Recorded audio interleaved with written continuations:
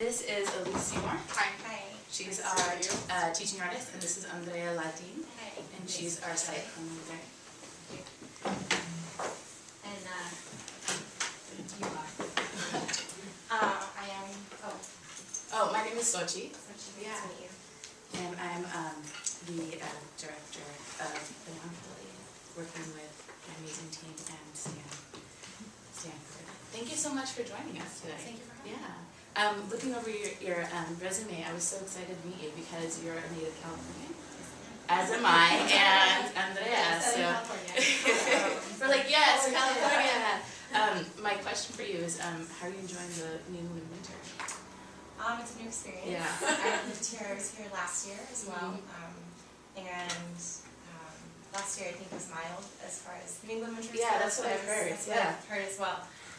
This time around it's a little colder. Yeah. But it's fun. We're investing. Yeah, investing in smart wool. Yes. Yes. Actually, I just bought them last week. Yeah. Excellent, excellent. Well, let's begin. We just want to kind of just hear your story, and if you could tell us who is Michelle Doolittle. Michelle Doolittle is a student. I've been in school, if you include elementary school and everything, for quite some time. I took a year off in between my undergraduate work and coming to grad school.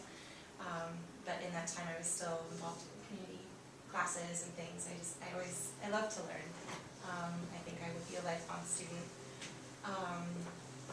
And I'm really, really excited to start my career. I've worked professionally in different areas while I've been in school and the years I took off. But I'm excited to finally sort of get my life started, I think, now that I'm going to be graduating. Yeah, come May. Yes. Excellent.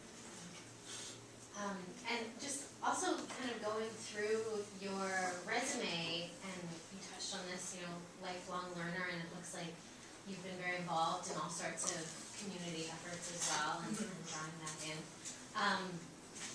We'd love to know how that would play out into your classroom. So it's obvious that you value citizenship, you value community service. What kinds of teaching practices would you use to show your students that you really value not just music, but being a citizen? Well, I like to draw on all of my life experience when I teach and when I work with kids, especially with children, because they're a lot of the things that we're teaching them, they're learning for the first time.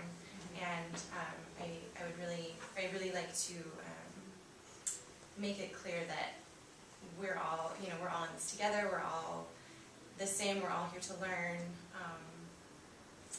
And I just draw on my own life experience with that. Perfect. One of the things that we can see that you've done a lot in your life experience is collaborate with people. And as you know, in part of Play on Philly, one of our big things, one of the main duties is collaboration, and not just with other teaching artists, but with students, the families, and the greater community of Philadelphia. So can you tell us what is most important for you to consider when collaborating? Well, I like to include as many different components as I can. This is not just about music. It's about building community and getting community members involved and having their support, and really raising up the arts and music. And I think that's the biggest thing, is just really reaching out to businesses in the community and for their support, because then the rest of the community can see that these businesses and these maybe higher people in the community are paying attention to the work that we're doing. Could you give maybe a couple specific examples of how you might do that, how you might reach out to those businesses or whatever they may be with your own specific classes? Sure. With my work at the YMCA in Fullerton, I arranged lots of different concerts and community events with the choirs that I helped direct, and I did a lot of outreach to local businesses for their support. We had them advertising in programs, like concert programs that we used. Have them donate their services to what we were doing, and so I've had a lot of experience in doing that, and I would hope to continue, utilizing the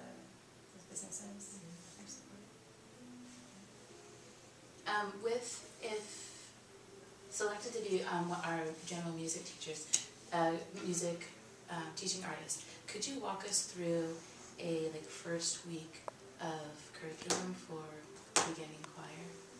Oh, beginning choir.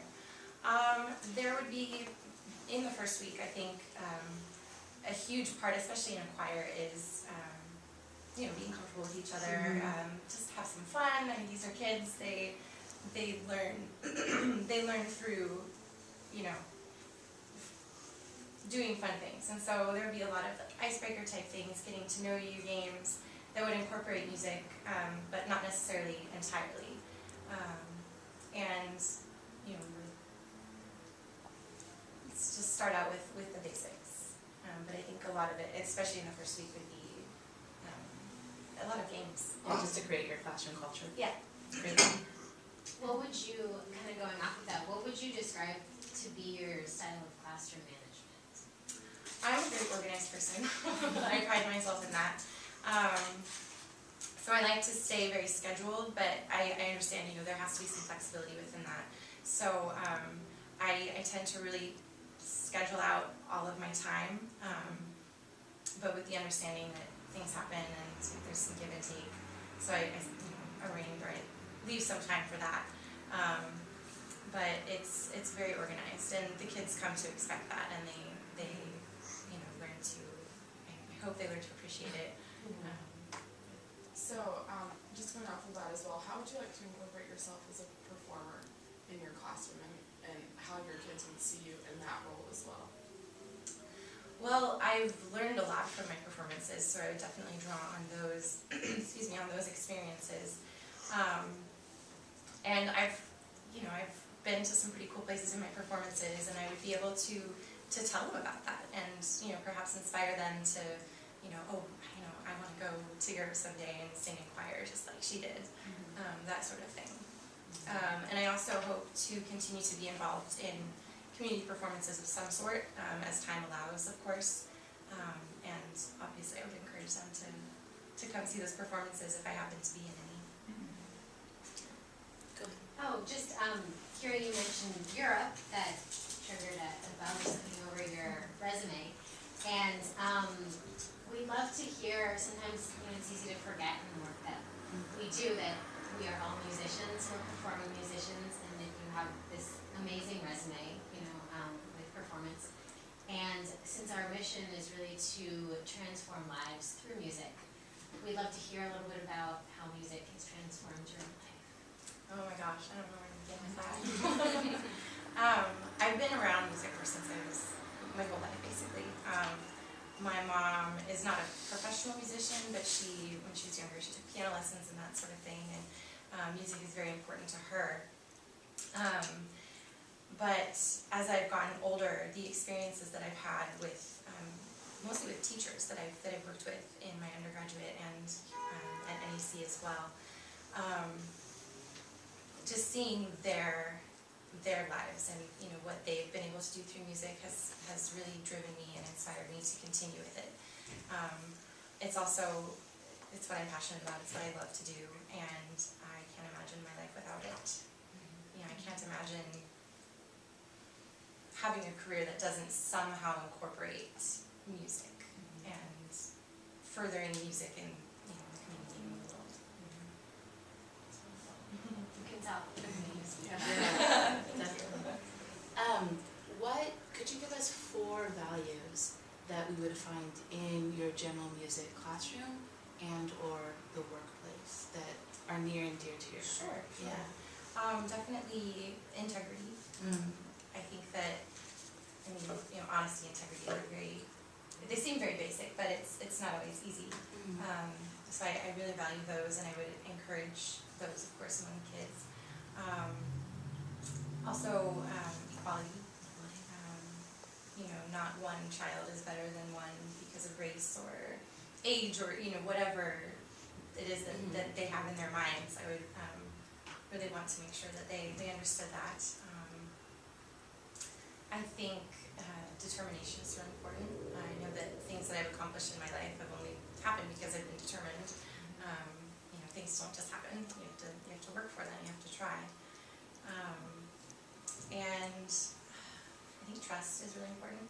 I want the people that I work with, especially children, to know that they can trust me, that I'm someone they can go to if they have a problem, or if they need to talk about something, or whatever the case may be.